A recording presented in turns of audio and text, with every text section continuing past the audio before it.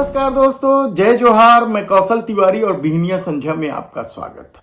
छत्तीसगढ़ में double engine की सरकार है, लेकिन न तो जमाखोरी रुक रही है और न कालाबाजारी, न ही कानून व्यवस्था सुधर रही है और न ही अपराध ही रुकने का नाम ले रहा है। और ऊपर से बढ़ती महंगाई के बीच सरकार नए नए तरीके से लोगों की जेबें ढीली कर देने लगी है। हमने पिछले वीडियो में आपको बताया कि किस तरीके से सरकार ग्रामीण क्षेत्रों में जल जीवन मिशन के तहत लगे नलों से भी अब पानी देने के एवज में पैसा वसूलने का कार्यक्रम तय कर रही है। तो पुरानी गाड़ियों के रजिस्ट्रेशन को लेकर या कई तरह के इसी तरह के मामले में वसूली में लगी है।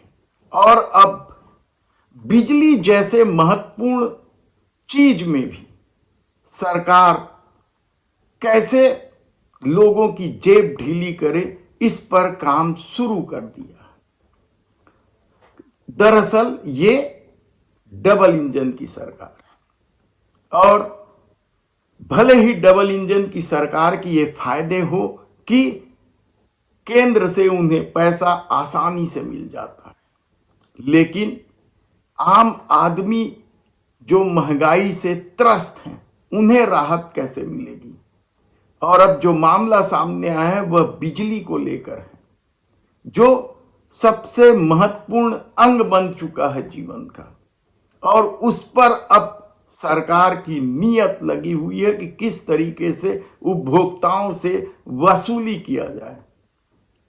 भूपेश सरकार के दौरान लागू आधा बिल माफ 400 यूनिट तक तो चल रहा है, लेकिन सरकार ने एक नया सिस्टम लागू कर दिया है, फ्यूल पावर एडजस्टमेंट चार्ज यानी FPPS। और इसके तहत जिस तरीके से वसूली चल रही है, लोगों को 17% तक अधिक पैसे देने पड़ रहे हैं।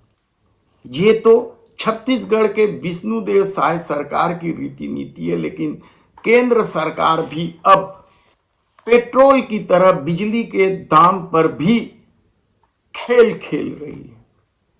पेट्रोल के दाम से लोग वाकिफ हैं, किस तरीके से त्रस्त है और उसकी वजह से किस तरीके से दूसरे जरूरी वस्तुओं के दाम बढ़े।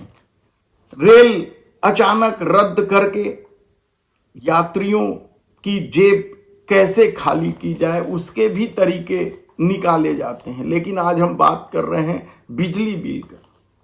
कहा जा रहा है कि मोदी सरकार इसी सत्र में इलेक्ट्रिसिटी 2023 संशोधन विधेयक पास कर लेना चाहती है, ताकि बिजली का सारा कारोबार निजी हाथों में चला जाए।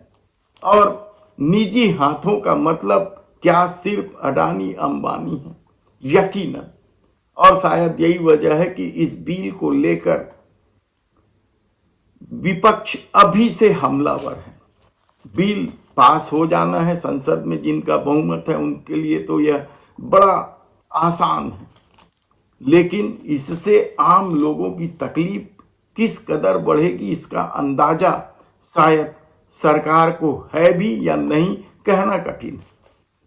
लेकिन हम छत्तीसगढ़ की बात करें तो यहां विष्णुदेव साय सरकार ने जिस तरीके से फ्यूल पावर एडजस्टमेंट सरचार्ज लागू किया, उसके चलते लगातार बिजली बिल बढ़कर आ रहे हैं। लोगों को जिस तरीके से तकलीफ हो रही है, एक तरफ तो महंगाई से त्रस्त है, अब बढ़े हुए बिजली दर ने भी लोगों के सामने एक नए तरह का संकट खड़ा कर दिया। दरअसल इस योजना के लागू होते ही पहले महीने 5% सरचार्ज लोगों को देना पड़ा था और उसके बाद मई में यह बढ़कर 10.24% हो गया था।